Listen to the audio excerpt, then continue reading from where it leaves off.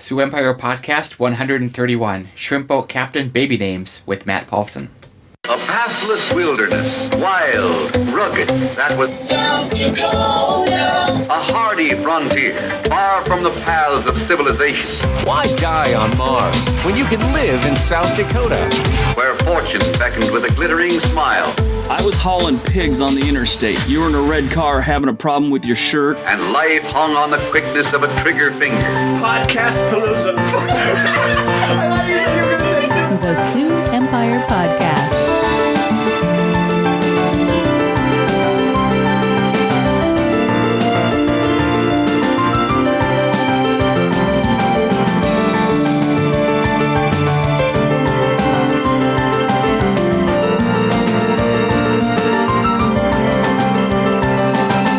Well, hello everyone, and welcome to 2019, and welcome to another fantastic episode of the Sioux Empire Podcast, the quirky but harmless podcast that's all about Sioux Empire news, comedy, music, and culture. Joining you as always is your host, Robert Mehling, and also with me is riding shotgun, Seth to the Glover. Woohoo! We all didn't die on New Year's Eve. Yay! We survived Y2K again. Again. Hey, only like 2 more years and my 15-year mortgage on my Y2K Doom bunker is paid off. So, Ooh, that's yeah. good. That's good. You got a good But all the deal. 90s So, okay. candy I have in there is just about used up, so I'm... How would you sad. have a 15-year mortgage on a thing you would have bought 19 years ago? You must have refinanced. I must have refinanced at some point. Probably during the .com bust and not the, Which happened in 2001. It hung out for a while. Fair enough. And joining us is Matt Paulson with, well, I don't even know where to start, with a lot of different things. He's an angel investor, serial entrepreneur, thought leader, author, snappy dresser, and he's here with us, and we will be going through our headlines, and we'll get to know Matt a little bit better here. So let's go ahead and start 2019 off with some headlines.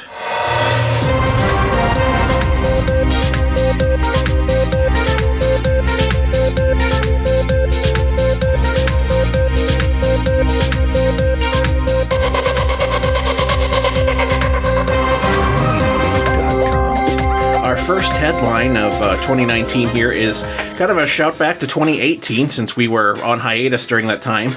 But I just wanted to give a huge shout out to whoever it was that up in Watertown who donated $8,000 worth of gift cards to families in need in Watertown. I just thought that was really cool. I don't have a lot to say or debate on that topic. I just wanted to say on behalf of the community, thank you. I love stories like that around Christmas when people go out of their way to do really nice things to help people, because I'm a big softie, yes. Yeah.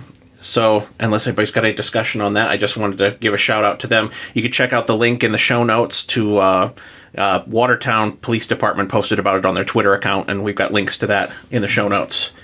So, yeah. You're getting a lot of good karma for 2019. Way to go, man. You're charging up the karma, the good karma. Yes. Can I tell you guys an interesting story about helping the poor? Yes. So there's a guy in town. His name's Rich. He's if anybody's working to help poor people in town more than anybody, it's him. And he said that the biggest cause of poverty is not lack of money, it's broken relationships. Because say you lose your job and you don't have anybody to help you out, that's when you become homeless. It's not. It's like you don't have that support system. So having a rich guy write $100,000 check to help poverty in Sioux Falls, that doesn't actually solve the problem. It's really, he said the best way to help poor people or impoverished people in the city of Sioux Falls is to go make friends with some of them. So I thought that was very interesting. Yeah, and I think it's the same is true for addiction. People aren't necessarily going to go down that path and stay down that path unless they're alone. If they're alone, you're kind of SOL for most part. But yeah, maybe it's not as effective, but Certainly it's a great thing that the guy did, or whoever it was, yeah. Exactly, yeah. Yeah. It's as much you can do without touching them. God. With your hugs, which they need. With hugs, yes. Yeah. Hugs.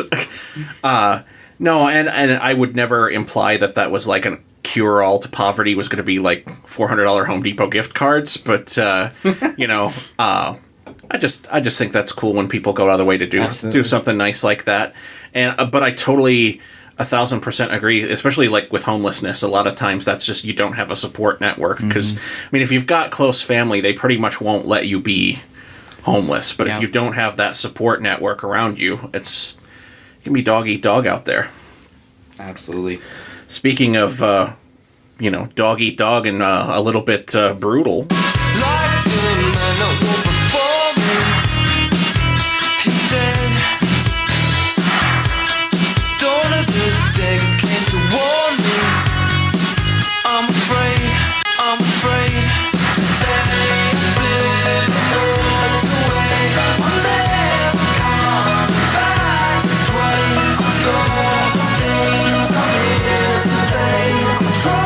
So if you didn't know from that very obscure music reference that I just made to a song called Dawn of the Dead, our next headline here is all about South Dakota News Watch did kind of an expose a little bit here about, what do they call them? Familial laws in South Dakota. We're one of like 29 U.S. states that have them on the books. And I've heard of them before, but I've never like personally had any encounters with, having those laws invoked on me or anybody I know or anything like that. But the idea with these laws is that, say you've got like a parent who is in a nursing home and they can't pay their bills and things like that for being in the nursing home. These laws give that establishment the authority to sue you as a child or anyone who's like basically a genetic relation that they can prove and document for the money to support that person while they're in there. I thought it was really interesting and kind of a thought-provoking thing because it's like on the one hand, it's like you really want people to be like supporting their family and family members and stuff like that. But, in the, South Dakota News Watch article, which we'll link to in the show notes, they talk a little bit about how it's mostly invoked when like somebody gets a big inheritance from the parents and then throws them in a home and then misappropriates the money, let's say, on say a speedboat or something like that, instead of paying for taking care of the parent.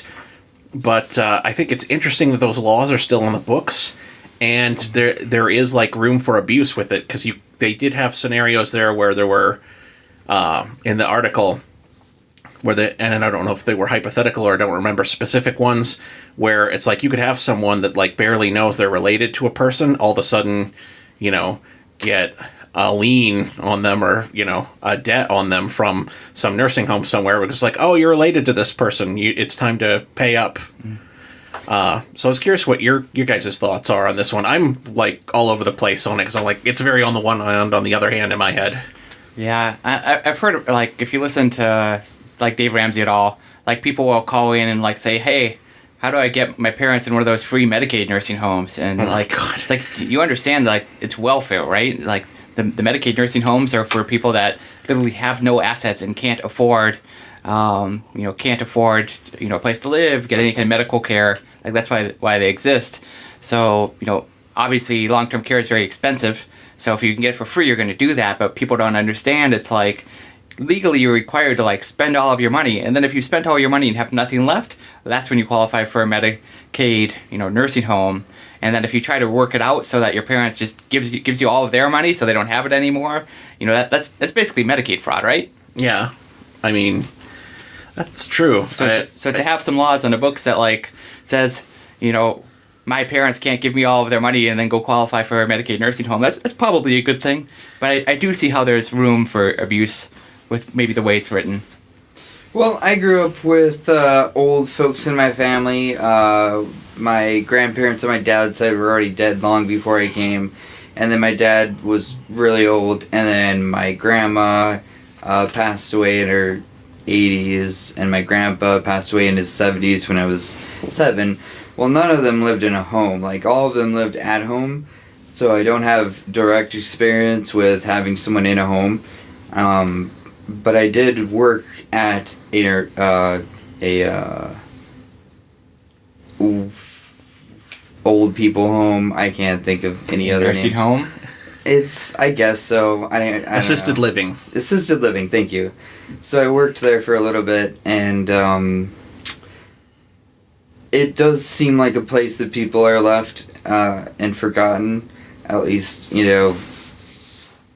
don't see the kids unless it's like Christmas time or something like that.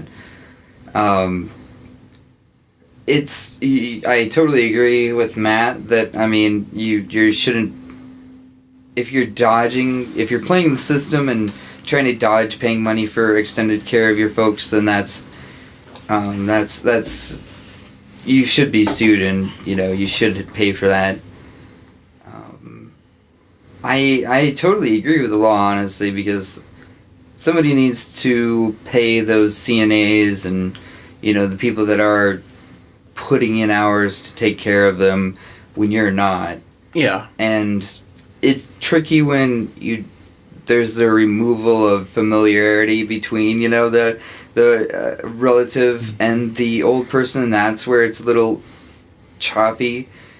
But at the same time, if they're there, then I would have hoped that they had, and it's on a Medicare facility, I would have hoped that they had some sort of idea of how to pay for it. So everything costs money, and so I would be curious to see how one of these a lawsuit over this plays out in court, because if, say, you were estranged from your parents and you hadn't seen them in 20 years and they've contributed no financial resources to you, I mean, there's probably not a judge in the country that's going to say you're legally obligated to pay any of that. I don't know. I have been in lawsuits where I would have said that, well, no reasonable human being as a judge would ever rule this way, and then I've watched it happen firsthand and been like, oh, judges are dumb. Got it. Yeah, you shouldn't put all your trust in one judge, but... I mean, you got to trust the legal system a little bit, because it's better than, taking out clubs and hitting each other, but it's on the same token, it's I have a healthy skepticism of... That may be an extreme, but it's reality. It's slightly better than that. But it fucks a lot of innocent people up, too. So yeah, you wouldn't necessarily be hitting innocent people over the head with clubs unless you had America's legal system. We're going down a rabbit hole with a lot of different stuff there. The other thing I wanted to mention with that is that my only concern, because I really like the spirit of the law, making sure these people are taken care of and that people aren't gaming the system. The other thing was just my concern about the sandwich generation, where I look at people like my parents who are they've got kids that they're supporting for one reason or another who are medical issues and things like that. And then on the other hand, they're also now taking care of their parents and looking at long-term assisted living options and things like that on that front too. Mm-hmm. And I'm just all you'd need is for an unscrupulous nursing home to be no, we want more of the pie, or so. I just, in my head, I can see some nightmare scenario where that turns around. And I mean, we all are aware that they're closing some nursing homes here in South Dakota. Yeah. They're having real trouble keeping them open. And then there was no, good plan for the people. Up in Mobridge, they're closing one. Mm-hmm. And there are people up there who have nobody else to take care of them, and now they're going to be moving away from home. And that's because this other, managing company, once they took over, they, did the crunch the numbers and saw that they weren't going to be making money, and it's a for-profit business. So you got to do what you got to do, but it is, cold and heartless and horrifying to the people in that situation. Yeah, I think Medicaid reimbursements just haven't really caught up with the actual cost of running a nursing home. So eventually, it's not gonna. I mean, you can't expect. I mean, as terrible as it is for a nursing home to close, you can't expect somebody that owns one to keep running it at a loss. In the future. I mean, some of them are nonprofits, but it's just sure. That doesn't mean the people work for free. You know? But there's a lot to unpack there. But I just thought that was an important story that was worth mentioning. That's still one from 2018. Let's move on. I guess this one is also kind of looking back at 2018. Let's talk some baby names. Baby. I'm a crazy, crazy baby. I'm a crazy, crazy baby. I'm a crazy, crazy baby. I'm a crazy, crazy baby. So on a lighter note here, Sanford and Avera put out their list of the top 5 boy names and top 5 girl names from 2018. Any surprises here for anybody? I don't know. I'm not seeing Superfly. And I mean, Nathaniel Superfly, Weird Al, it was probably a good 20 years ago that Albuquerque came out. So you think that those names would be super popular right now, you know? Or at least maybe Peaches. Or Sauerkraut. I don't know. It seems like I think this is just a testament to the lack of originality of parents. kind of a little bit, yeah. It's like A little too much originality is a bad thing. It's true. This is true. But like, if you looked at like the most popular names of babies in like the 1920s, you see Emma on this list, you see Evelyn on this list. I mean, these are not new names. No. If anything, I think it more speaks to the cyclical nature of life. Yeah. I mean, It is, because like the boy names, a lot of them strike me as like old man names. Like I picture like my grandpa would have a name like Henry or Oliver. Especially Oliver? Seriously. How did that come back in? Yeah. Was It's like, hey Sam, I have some more. see, I associate Oliver with a German foreign exchange student that came to our town, and he was a sophomore, and so I don't necessarily think of it as an old. Oh wait, no, yeah. Then I did sort of associate it with the poor orphan boy. But he definitely wasn't. That and John Oliver on HBO. That's what I think. When I think Oliver, yeah. I think of orphans, and I think of John Oliver. I got some friends that have an Oliver kid, and they call him Ollie, and I think that's a pretty cool short name to have. Yes, Yeah, I know a that few people is. that do that, and I love it. I'd love to be an Ollie. Oh yeah. Liam. I mean, Are these people just naming their kid after Liam Neeson? yeah. We can only hope. I mean, Well, if you get kidnapped, who else do you want coming after you? this is I true. will find you, and I will kill you. I have a particular set of skills. In like 20 years, right now I'm going to crap my pants, but in 20 years I will have a particular set of skills to come find you. Yes. And then, Owen. yeah, Owen, I can't knock that one because That's one of my classic nephews because from the last year is Owen. So once they're old enough, they'll already be Owen. Because it's it's dead. I don't know about you guys, but if you have Good thing like a common like first name and a common last name like I do, like if you go on Facebook, there's at least 25 Matt Paulsons, and thankfully I'm the jerk that owns the .com. But like if I was one of Lucky. those other guys, you're so lucky. Mine, like, because I started buying domain names when I was like 16, and freaking like before, like he must have been like on DARPANet or something. But this landscape artist in upstate New York named Robert Mehling has owned that domain name for fucking ever, and I have just like never been able to like take that away from him. I'm just like, damn it. I don't think they put the D in there. I think it's just ARPANET. yeah, I think it was ARPANET. Whatever. I know it was. I think I bought my .com in 2003, and I've gotten enough about me on the internet where I dominate the results from Matt Paulson. Nice. And then the only other guy on the front page is like a photographer from Florida. You and that photographer, neck and neck. There's way more Seth Glovers out on Facebook than I ever thought there would be. And I don't like it, and you guys should kill yourselves because there can only be one. Don't tell your doppelgangers to kill themselves. That's All right, not cool. Let's not start off with I met a nice 50-year-old guys. steel worker from Pennsylvania named Robert Mehling, and him and I are like the best Facebook friends ever, and I have so much in common. It's amazing. I'll go back and delete your profile. So there was a time when one of the Matt Paulsons went and added all the other Matt Paulsons into a Facebook chat group. It was the Nice. most confusing thing that I've ever been a part of. Matt! What up, Matt? Oh, that's awesome. Damn, that's a good idea. So my comment was just mattpaulson.com for sale, $100,000. Who wants it? Nobody took me up No on it. takers, huh? You get some likes, though? I bet you got some likes. I don't know. It's like I wanted mailing.com for the longest time, but that's owned by you know what? That's a super common last name in Germany, so there's like a German tool manufacturer that's got a death grip on that domain. I did meet one of the other Matt Paulsons at a campaign event. They had to sign in. It was like, oh, there's two Matt Paulsons here. And then I got in line, and the other guy right in front of me was Matt Paulson. Turns out he's like a coach in Watertown, something. That was fun. And is that, did like the quickening begin, and then you guys had like a dramatic sword fight? And He actually didn't give a crap about me. Oh. Which was maybe even more disappointing. Aw. But a sword fight would have been fun. That led into like a 30-minute fight sequence. Yeah, and then at the very end, there's like lightning shooting out of your fingers. It's like, I have the power. It's like, there could be only one. Insert the rest of the Highlander references I would make. I was thinking more like one of the old like Family Guy fight sequences that just keep going on and on and on and on. The big chicken. I don't know if they still do that, but Yeah, I know. My knowledge of Family Guy bits is like 10 years old. Yeah, it ended like 5 seasons in because then I got a life and don't watch TV anymore. Well, within reason. I still TV, watch Game of Thrones. Don't watch that. Yeah, true that. Let's see. We're going to skip the next story here for time. And then we're going to jump right into our last headline here that's all about shrimp. Anyway, like I was saying, shrimp is the fruit of the sea.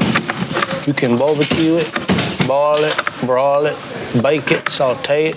There's shrimp kebabs, shrimp creole, shrimp gumbo. There's pineapple shrimp, lemon shrimp, coconut shrimp, pepper shrimp, shrimp soup, shrimp stew, shrimp salad, shrimp and potatoes, shrimp burger, shrimp sandwich.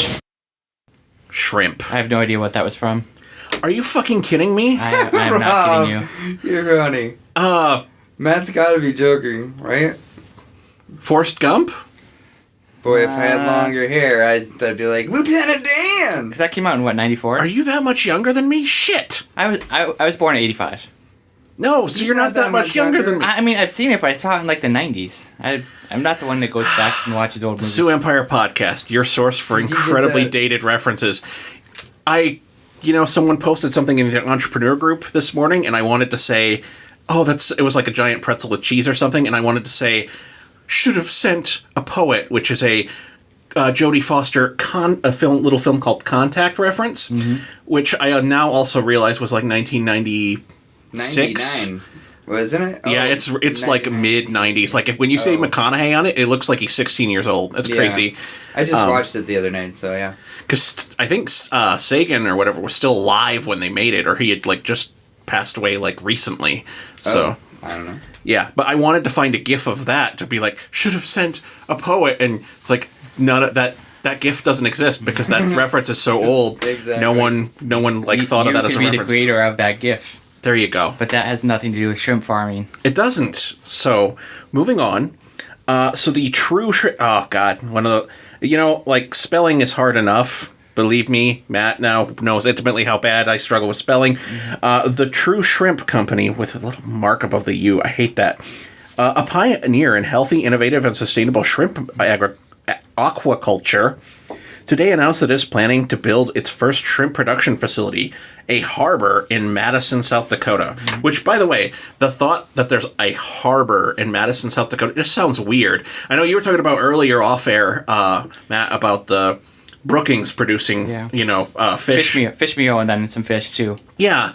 This is actually not that surprising to me because I went to college in Madison. There's like 3 big lakes right there that you could do something like this in. I know, but when you think lakes in the Midwest, you usually think Minnesota lakes, where you're talking about like... So this must be... I wonder if this is a seasonal business then, because obviously you're not farming shrimp when it's froze over. See, yeah, I thought they must be doing it like in a giant warehouse, yeah, and they're kind of like how you do hydroponic, like food production and stuff like that. Yeah. Yeah, it'll be cool to check out when it's done. Yeah, I picture all these like really cool acrylic like aquariums all interconnected with like tubes and stuff, and there's like people in lab coats with like, clipboards writing things in the background.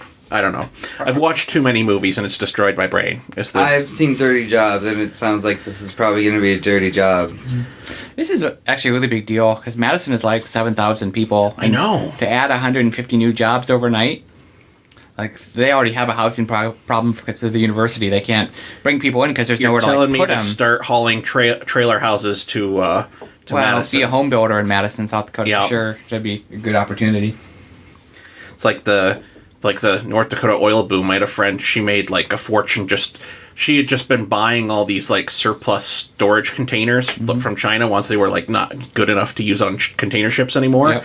And now she just literally, I don't know if it's still like that, but years ago when I talked to her about it, it was just like a straight pipeline of her just having nothing but semis sending a constant stream of those storage containers to North Dakota to put stuff in because the oil boom. Yes. But one kid turned that into like showers and stuff for workers. So yeah. No, I think it's interesting. I just love the idea. It's just like, because you think, and maybe I'm old fashioned, but I'm just like, when I think seafood, I think about like when my parents go to Texas in the winter and they go to like the shrimping ports and bring back like the shrimp the size of your head, like a giant like Yeti cooler full of them for cheap. And I'm just like sitting here thinking like access to fresh shrimp in South Dakota, that'd be amazing. Yeah, it will be a big change because I won't ever. It's hard to connect, South Dakota, landlocked South Dakota with seafood because that's always like, it's don't expect the best seafood, but now you can have some pretty darn good shrimp, and that's going to be the cool. future is weird. Some shrimp. Yeah, I think that the course, like, maybe...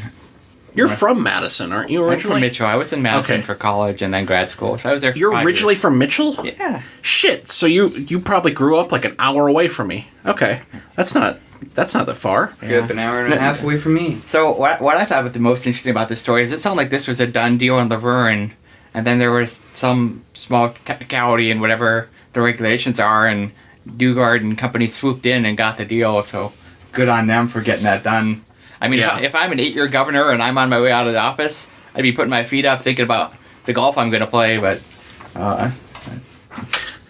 yeah, that's Dugard true. got it done, so good for him. He went to the mat for it, huh? Yeah. So that's awesome. So yeah, and with that, I think we are ready to move into our interview portion.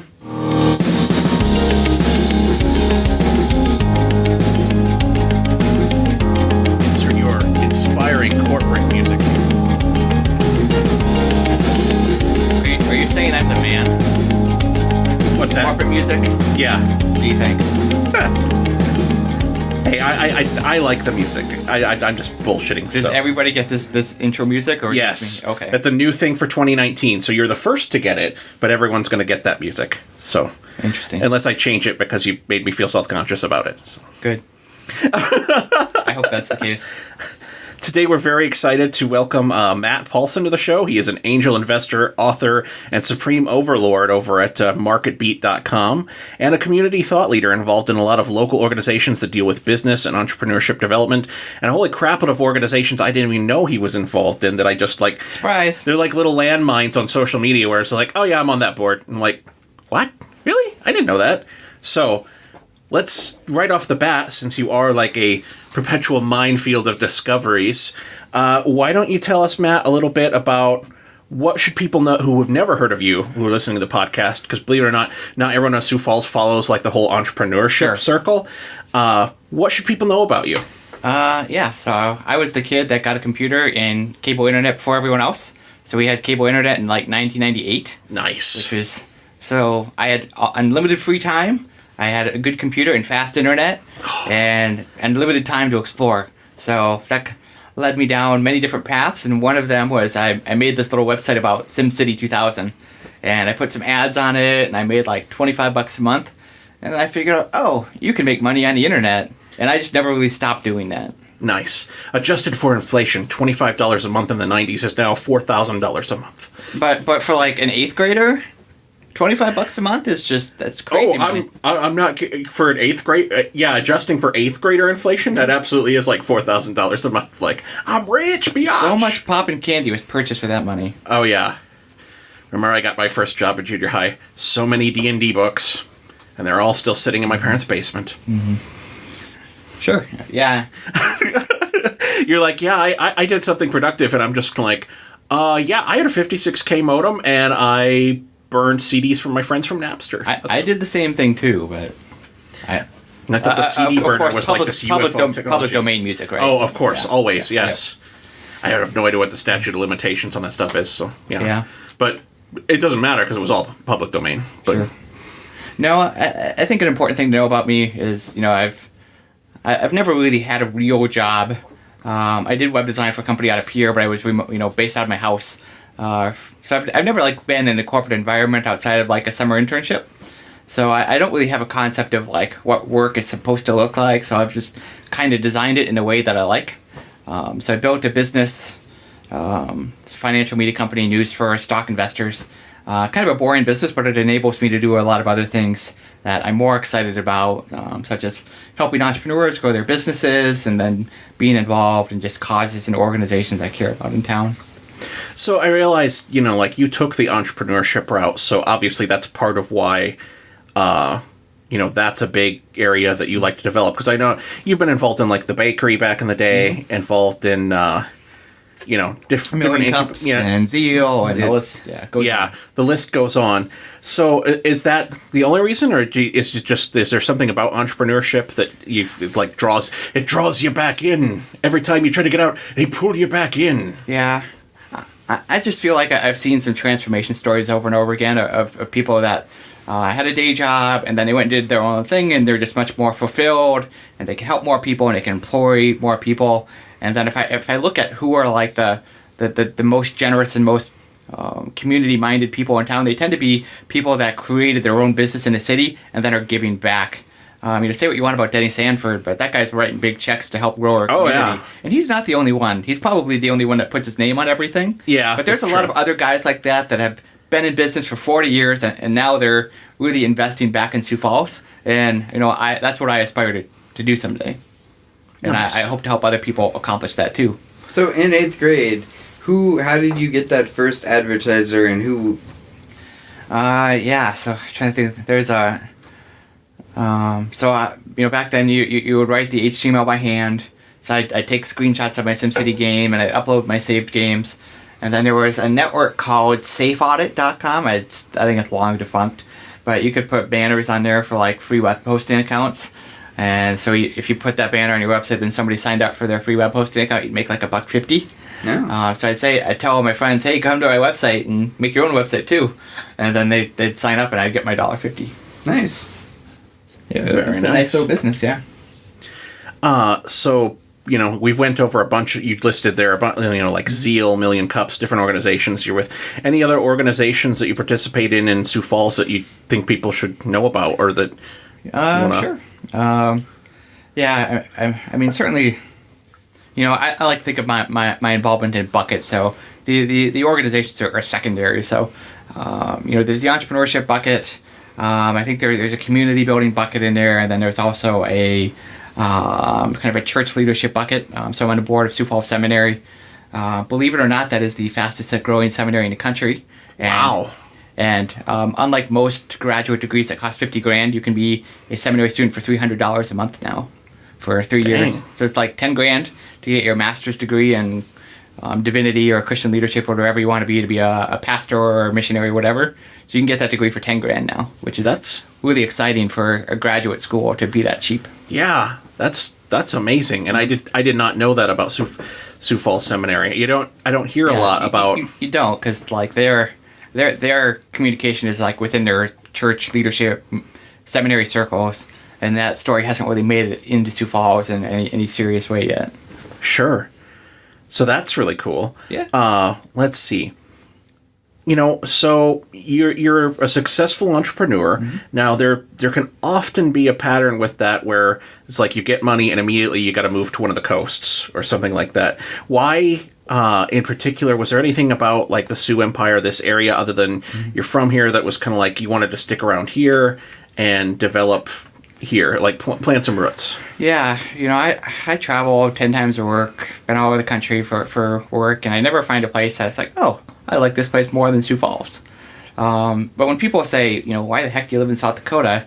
I typically say, well, I like Sioux Falls for all the things that it doesn't have. It doesn't have traffic. Cost of living isn't super high. There's no state income tax. Not a whole lot of crime. So it's big enough to have everything you'd like in a city, but not so big that you get all the problems that come with the big city. Is typically what I tell people. It is amazing, how people react when you tell them you're from South Dakota. It's like, hey, where are you from? Oh, I'm in Sioux Falls, South Dakota. It's like, oh, I've never met anybody from South Dakota before. Yep. May as well be an Egyptian. Yeah. Every single time it's that response. It's hilarious. Yeah, that one time I was in Southern California on that tour, and it was a bunch of foreign exchange students with us, so so there was kind of like the expectation that I might be from another country, but I'd say South Dakota, and they're like, so is that in Africa? Or, it's funny to watch Europeans try to figure out where that is. They're just like, so South Asia? Or it's like, do I look South Asian? It's like, no. Maybe a little bit. Maybe. You got the right facial hair for it. That's true. And every once in a while when we get a telemarketer, they hear the way we pronounce our last name in the family, Mehling. They hear it as Mehling, and they're like, "Oh, Mehling," and it's like, yeah, yeah. So interesting there. Let's see. So yeah, I'm kind of with you there about Sioux Falls is like my wife is from a very big. She's like the Twin Cities, which in the grand scheme of things isn't that big, but it's much bigger than anything she's encountered here in South Dakota, and I think that's what she's enjoyed about. We tried living in Aberdeen for a while, and then have tried Sioux Falls, and I think that's one of the things she likes about it is, like you said, you can get everything here, or just about anything you can get from a larger community without the all the accessories like traffic and crime. Mm-hmm. Let's see. So, just as a thought leader, someone who's on a lot of boards, hears a lot of different, information from all sorts of different directions, what do you think are some of the things that we as a community in the Sioux Empire, Sioux Falls, greater Sioux Falls metropolitan area are doing right? Yeah, I think growing a city is a complicated problem because you bring jobs, then you need people, and then you need housing, and then you build housing, and then you need more people it's just all these different things have to happen at the same time. And the key is to make Sioux Falls a city of 500,000 people or whatever. It's going to be trying to keep those things level at the same time. I feel like we're doing a really good job with bringing amenities here. I think of the stuff. I think it's not Sky Zone, but the place like Sky Zone in Harrisburg is, and all the stuff that's popping up around that, and just all the new things that haven't been to Sioux Falls before, like axe throwing and escape rooms, and we're doing a good job of getting more stuff like that to make Sioux Falls a place for people who have stuff to do. I think that's a good thing. Certainly, the Premier Center has brought a lot of good entertainment here. Do you think that's going to get hurt by losing the talent we had there as far as the bringing in shows? I don't know that industry well enough to know if that's going to be a huge impact or not on our ability to get shows. Well, the economics doesn't really change. I honestly don't know, but I suspect it's probably not as big of a deal as people think, because it's either going to make sense or it's not, regardless who the person is pitching it. That's true. Yeah. What's the concern? Whoever the booker that was really good left. So. Oh, who cares, Rob? The people, artists just want to do their shit, and if they were already thinking about Sioux Falls, then they don't care. Okay, I'm an idiot for being worried about it. Got it. Were there? When are you going to ask me what we're doing wrong? How about now? what? You're like, have you got 2 hours? No. No. Unfortunately, no. I don't have a laundry list like one of your other podcast hosts might. I feel like we need to make sure that the things that are problems in other cities don't become problems here. And I feel like we've kind of gotten behind the ball on some things. One, in terms of our road infrastructure, the amount of traffic 41st Street gets for the size of road it is messed up, and I feel like the South Dakota 100 project, the 85th Street interchange, that stuff needs to happen yesterday, because our city is growing and we need that infrastructure. And then the other thing is, I really think we have gotten behind the ball on the drug and crime problem. I think a lot of people recognize that now, and hopefully some people are working on it, but it's a complicated problem and not easy to fix. But I would hate for Sioux Falls to start really having the problems those types of problems at the scale that other bigger cities have, and I don't want Sioux Falls to be ruined. I don't say ruined, but have those same problems. I mean, who wants to make a bet that Tenhaken's road gets redone before a road that actually needs it, like the last mayor? Well, yeah, that's true. Heuther was good for that, but.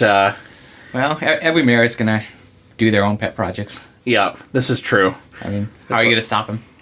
Yeah, it's you don't like it, vote. Yes. And given that we usually get 13% or less people voting, I'm kind of I don't know, the last 2 city elections have left me really cynical about the whole thing. That just makes me think it'd be really easy to get on city council, because even at-large people the winners get 5,000 votes. Yeah. I think I could get 5,000 votes if I really wanted to, but who wants to do that job? Yeah, it's pretty thankless, and then it's just and then it's just go out after each meeting and wave to the nice angry mob. You okay there? Yeah, I spilled a drop of coffee. You're fine. It's good. But yeah, it can be a thankless job, and some of the meetings I've actually sat in on person or watched on the live link are always just like interesting. People, I watch literally every city council meeting on TV at home, and it's just amazing how like people never come in there to say you're doing a good job. It's always how dare you build this thing in this empty lot in my backyard that I don't own and should have no voiceover.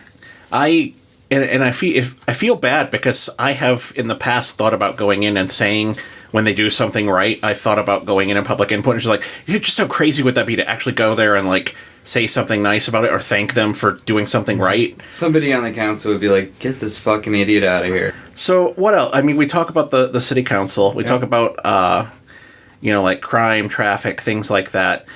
What can realistically like a community like Sioux Falls do about the crime rate when it's kind of a per capita thing? It's like you're going to have more people, you're going to have more crime. And I realize there must be ways to mitigate, but I'm just kind of like, it's one thing to just be like, we need less crime. That sounds great. We need warmer weather. Awesome. Do that. Yeah, it's a complicated problem because, a lot of crime stems from poverty and also drugs, and I wish I had an answer to that.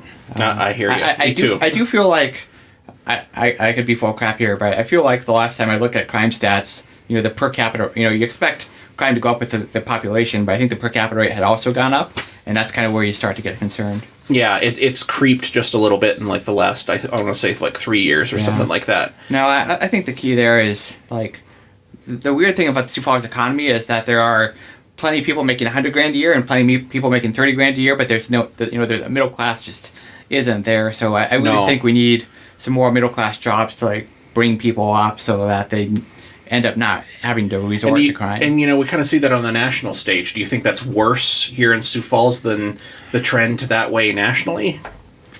I honestly don't know. I think it's true in a lot of Great Plains, Midwest kind of cities. I think there are some people that have gotten plenty of opportunities and been able to capitalize on them. Certainly, like in all of the different sectors that define our city in terms of healthcare and banking, like people can do really well in those industries. But if you're kind of left out or you don't get to be part of that, you're stuck working a service job for $30,000 a year or $40,000 a year, and there's just the opportunity to make that jump into a higher income gap is just not. It's maybe not there. I mean, sure, you can put the jobs in place, but you need the education for it. Yeah. And that's more important, I'd say, than jobs. Because, I mean, if you get the education, then you're not going to get stuck in the job market. You go to the job market that needs your skills. Yeah.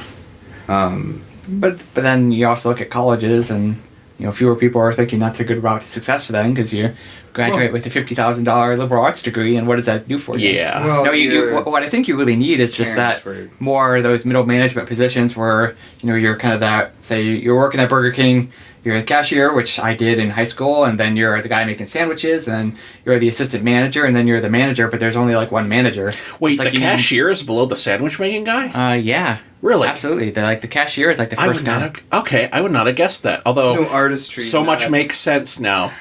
Yeah. How often do they get your orders right? Exactly. Like every fast food restaurant, it's like, I always check because it's going to be wrong. I just figured that because they handle money, they'd have to be like higher up or something. Okay. Well, I've never worked fast food. Swipe a credit card. And, that's true. Yeah. So Sioux Falls has a lot of four-year colleges, but it also has at least Southeast Tech. Yeah. I mean, then, I don't know, there's maybe some other two-year That's pretty schools. much only, I think that's the only thing. Yeah. Because So, Killian closed, and all the other tech schools, or not tech schools, but colleges are private.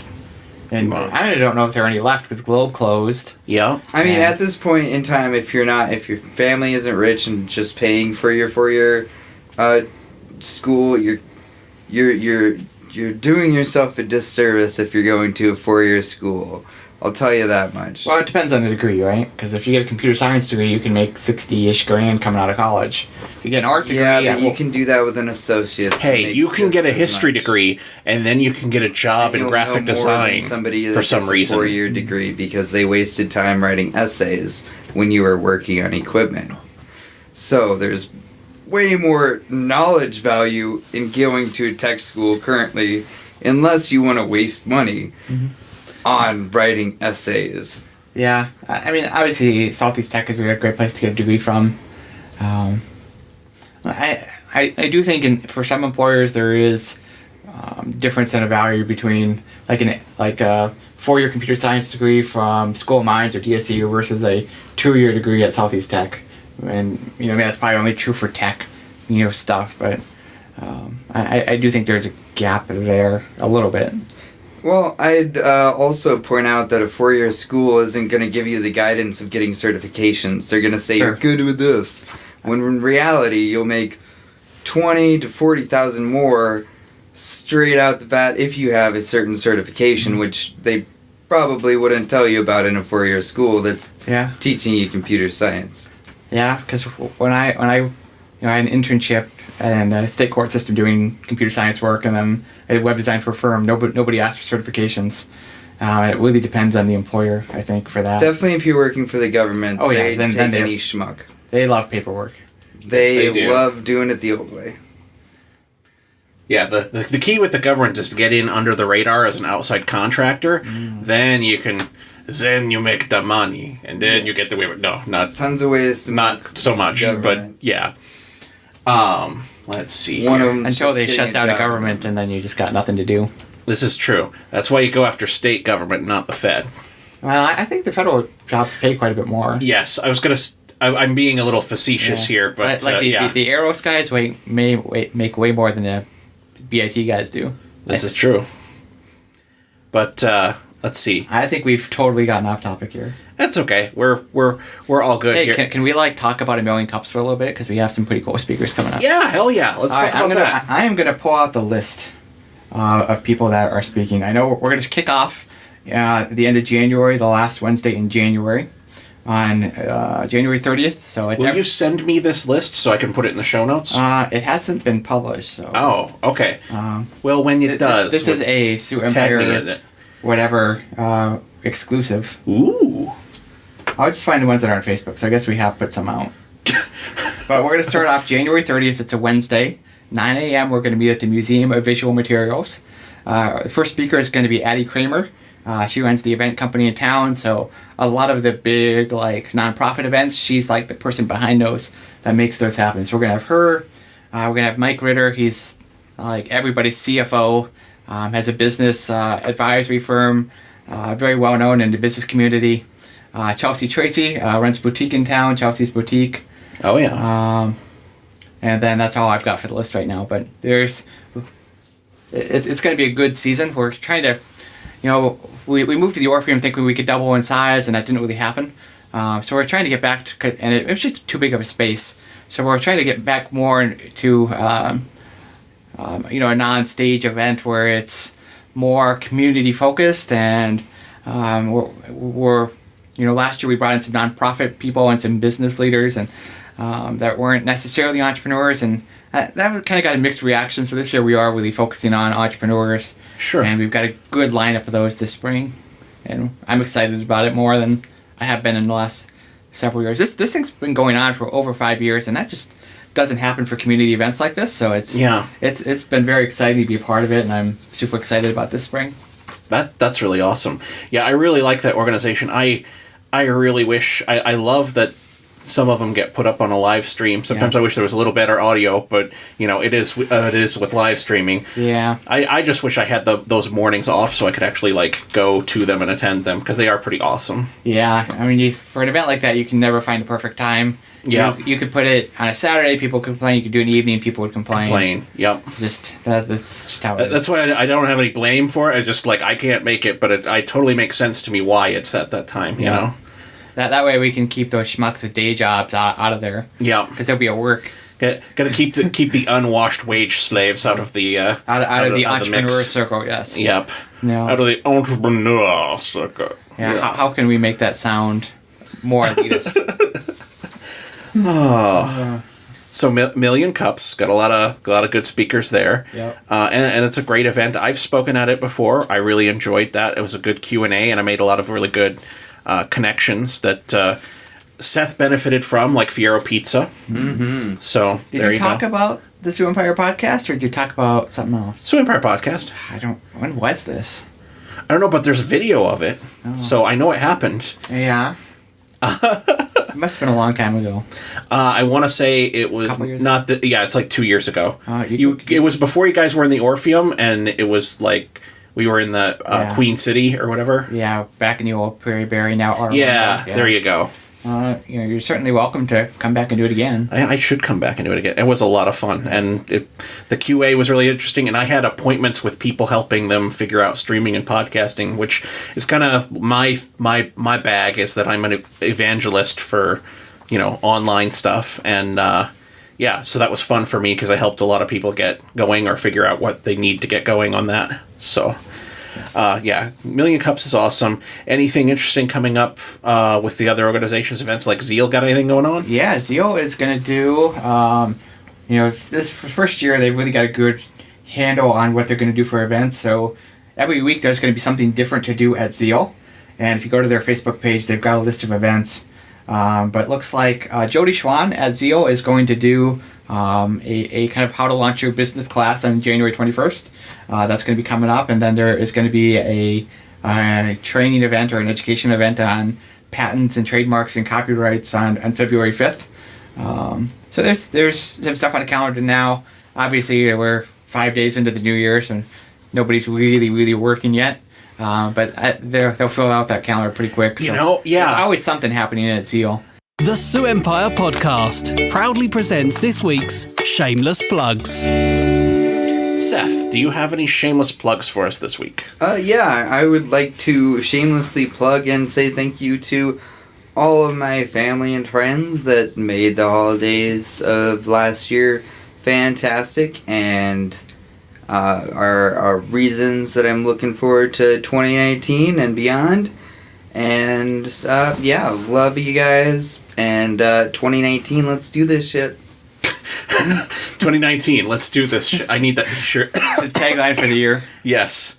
Matt, we kind of went through a lot of the organizations and events, but do you personally have any shameless plugs you'd like to throw out there? Tell people about that little website you've got, that Market Beat that, Yeah, I actually don't want to talk about Market Beat. I want to talk about my personal stuff. Ooh, okay. So I'm doing 2 YouTube videos a week for the entire year. That's my goal for the year. Well, that's a for the year thing? Because I've been watching, I was like, yeah, your YouTube has been a lot more active lately. Yep, so if you want to see the latest videos, go to, just type Matt Paulson in YouTube, or go to mattpaulson.com. All my videos get posted there. But talking about business, entrepreneurship, that kind of stuff. So if that's at all of interest to you, go check out my videos. They're 10 minutes each or so. I try to keep them on topic, focused, not edited, just helpful information on video. Yeah, I've been enjoying them. I really like the one about it's like for a lot of people realizing that money is not like an end in and of itself. Yep. And if you don't have money, that sounds like such a elitist, pretentious bullshit thing to say, but it's kind of true. And I actually commented on the video about, like, you've heard the studies about, like, $70,000 a year, right? That's the magic number. That's the magic number for happiness. Yep. If you get any more than that, and then it's just like producing more stress because you're managing that money, and then any less than that, and you're feeling squeezed. Yeah. So. People don't realize it, but like, if you have a lot of money, like managing it and like moving it around, it's like a legitimate job. Like, it takes time. Yeah. And like once you get past that like 70, 100 grand a year mark or whatever it is, it's like, you can afford most of the things you want, and having more than that, it's more work. True. It's a good video. Go watch it. Yeah, it's a good video. They've all been really good videos. I've been really enjoying the YouTube series. Thank you. So any other personal stuff you got going on? That's the main thing. Okay. Go check that out. There's probably a billion things you could do. I wrote some books. You can go check those out on Amazon. Oh, yeah. And then you've got 5 of them now? Oh, yeah. And there's 8. And I'm going to do a second edition of my email marketing book this year. So later in the spring, watch out for that. That's been the most successful book. And that was 4 years ago we published it. So I'm going to update it. And if you're not big into the entrepreneur book or the entrepreneur scene, just the personal finance book. What was the title of it? The 10-year turnaround. 10-year turnaround. Yes. I really enjoyed that book. And there's a lot of like really helpful, just like day-to-day like reining in stuff with your family and budgeting advice and stuff like that isn't necessarily like entrepreneurship. Is just like really solid foundational like money literacy that you wish was like in a course in high school or junior high, to like be like, hey, this is a thing out in the world, you're going to encounter it, you should prepare for it. Yes. Kind of thing. Yes. So yeah, I really enjoyed 10-year turnaround. Thank you. Let's see. Any other shameless plugs? That's it. Okay. My shameless plugs, obviously always the Sioux Empire Podcast Network and all the craziness that we've got going on. There's still time. I'm still taking short story submissions for Edge Case, the Twilight Zone sci-fi fantasy anthology podcast that we'll be launching here shortly. We're going to hopefully start casting that soon. So stay tuned for updates on that. But my main shameless plug this week is going to be Bandersnatch on Netflix. It was really... Have you played it, Seth, at all? Or Matt, did you mess with it at all? Just weird and fun, creepy, super dark and creepy, but it's Dark Mirror, or Black Mirror, so sure. Be prepared for... there's paths in it that are like violent and stuff like that. But is that the Choose Your Own Adventure? It's a Choose Your Own Adventure book in Netflix form, and it's a lot. I enjoyed it, if nothing else, just for like the old video game references, and then the how meta it was. It was like Netflix itself as like kind of a character in it and stuff, and it's weird. It's fun. I know a few friends who are frustrated by it because of the options on the endings, but I mean, it's a Choose Your Own Adventure book. If you've read one of those, you know what you're getting into with it. Let's see. And then an anti-plug for Bird Box. I am so tired of these damn the floor is hot lava arbitrary rule horror movies. I'm done with them. I'm done. I find them obnoxious. Like, there's this one that's like a dubbed Spanish one or something like that that's on Netflix, where it's like literally the gimmick is that you can't go outside or you immediately die of a heart attack. So it's like people like tunneling underground to get between buildings. What are the arbitrary rules in Bird Box? Ruin that shit. Yeah, ruin it. I'm not watching. Okay.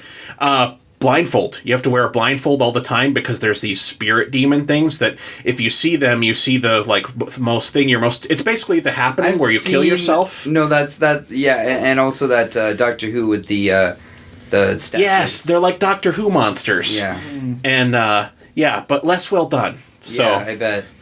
Yeah, and it's just between that one and the whole trend with that started with It Follows, which I thought was actually pretty clever. I really liked that. But the trend has gone too far. And the like king of the internet, Robert Mehling here on my little podcast empire, I'm saying enough is enough, Hollywood. End the floor is hot lava themed horror movies. So, going into my usual shameless plugs of just want to thank everyone that listens to the podcast, and that if you enjoy our original content, you can always support us and support local voices at patreon.com/Sioux Falls. Huge thank you to a Matt Paulson, who is one of our patrons. Sounds like an asshole. Yeah, total douche. Anyway, and then as always, we give a shout out to Siouxpercon, our favorite nonprofit, big, goofy nerd event of the seasons. A big shout out to Live 605, where you can listen to all of our podcasts and lots of amazing local music. Really should go check out, I'm shamelessly plugging their end of the 2018 countdown of like the best songs of 2018 from the local charts. Lots of fun. And thank you for listening, everyone. Matt, thank you so much for being on the podcast. Seth, thank you for coming back. And we will see you all next week. Thank you very much. Welcome to 2019! Yay!